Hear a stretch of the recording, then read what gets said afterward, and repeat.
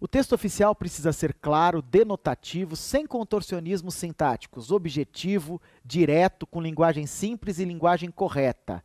Se um leitor com nível médio não entender o texto, o problema é de quem o escreveu.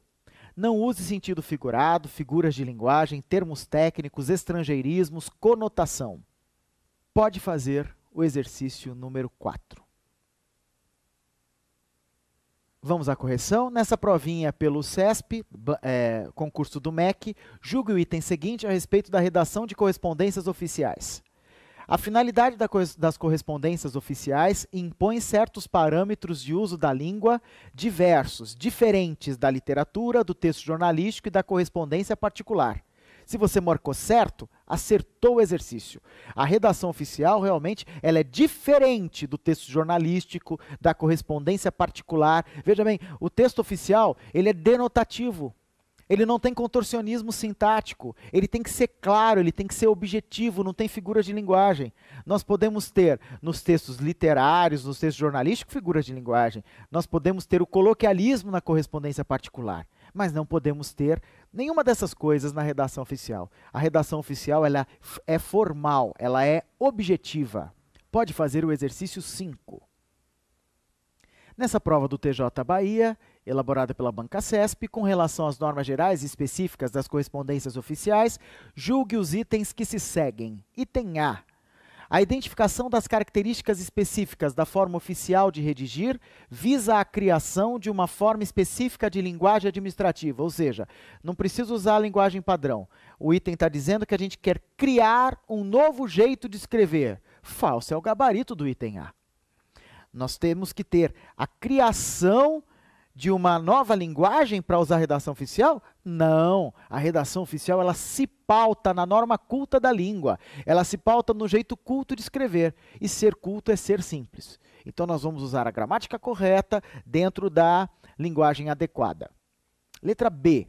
A impessoalidade do uso do padrão culto na redação oficial decorre do fato que ele está acima das diferenças lexicais, morfológicas ou sintáticas regionais, dos modismos vocabulares, das idiosincrasias linguísticas, permitindo, por essa razão, que todos os cidadãos compreendam o texto oficial. Aqui sim, impecável é o gabarito. Exatamente. A redação oficial está acima do regionalismo. Ela usa a norma culta padrão. E um ofício escrito na Bahia precisa ser entendido por alguém do Paraná. Um ofício escrito em Brasília precisa ser entendido no Sergipe. E assim vai indo. Nós temos que ter um texto a ser compreendido, independente da região da qual ele é proveniente ou para a qual ele se destina. Pode fazer o exercício número 6. Muito bem. Nessa provinha do CREA-DF, a Banca CESP perguntou: é correto afirmar que o vocábulo adequado à redação de expedientes é aquele que leva em conta a capacidade de compreensão do receptor, embora seja aconselhável o uso de expressões raras para dar mais sofisticação e impressionar o leitor? Falso é o gabarito. Nada disso. Então, a redação oficial, ela precisa ser clara, objetiva, não tem uso de sentido de termo raro, de termo técnico, de termo erudito. Ser erudito não é ser culto. A norma culta é o uso de linguagem simplificada, senão a gente não tem a celeridade que é própria da administração pública. Por ser a redação de expedientes de uso irrelevante, e aí a redação de expedientes é de uso irrelevante ou relevante? Relevante, ela é importantíssima. O país só funciona porque em seus trâmites institucionais de cada órgão, nós temos o quê? Nós temos a redação oficial, nós temos as comunicações fazendo a sua funcionalidade. Falso é o gabarito da B também. Na redação de expedientes, devem ser considerados os aspectos ligados à disposição no texto no papel e à indicação apropriada de dados relativos a remetente e destinatário. Aqui sim, único item verdadeiro. O texto tem que estar correto, seguindo o padrão ofício, que eu falarei mais adiante, e além de estar dentro do padrão certo, nós precisamos observar quem envia e quem recebe o documento oficial. Isso norteará o tratamento tanto de chegada como de despedida do texto oficial. Pode fazer, por favor, o exercício 7. Vamos à correção. A respeito da redação de expediente, julgue os itens que se seguem. Provinha do MEC. O uso de vocábulos de circulação restrita, como a gíria e o jargão, contribui para a clareza de um texto? Não. É claro que não. A gíria e o jargão atrapalham a clareza de um texto. Falso é o gabarito A. Letra B. Na revisão de um expediente, deve-se avaliar se ele será de compreensão imediata por seu destinatário. Certo é o gabarito. Se o destinatário não entender meu texto de pronto, errado está o meu texto. Ele tem que ser entendido com imediatez. Por isso, a clareza é tão importante. Faça agora o exercício 8. Muito bem.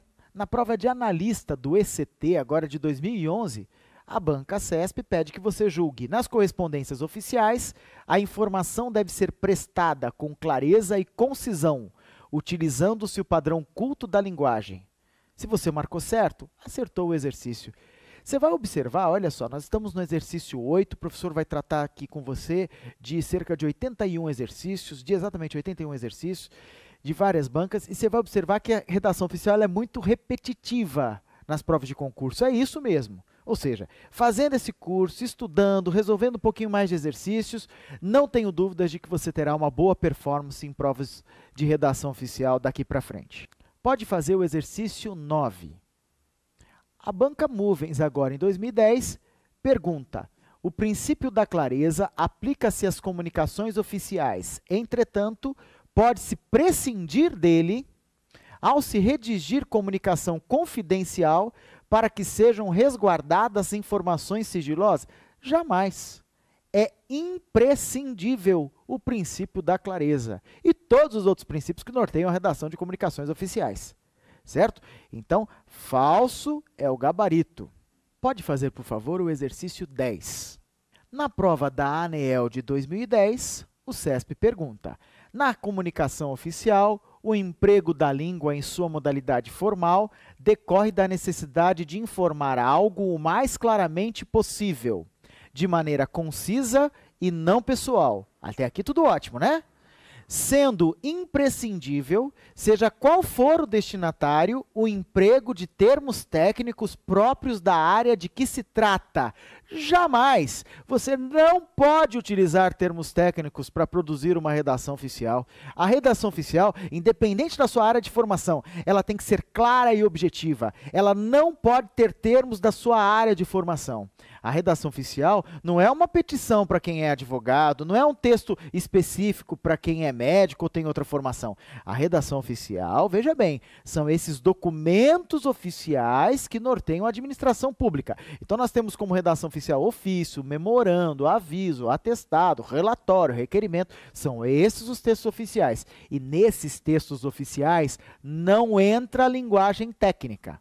Até porque você escreve sempre para um leitor universal, e esse leitor universal precisa dominar a norma culta da língua, que é escrever de maneira clara, simples e concisa, com objetividade.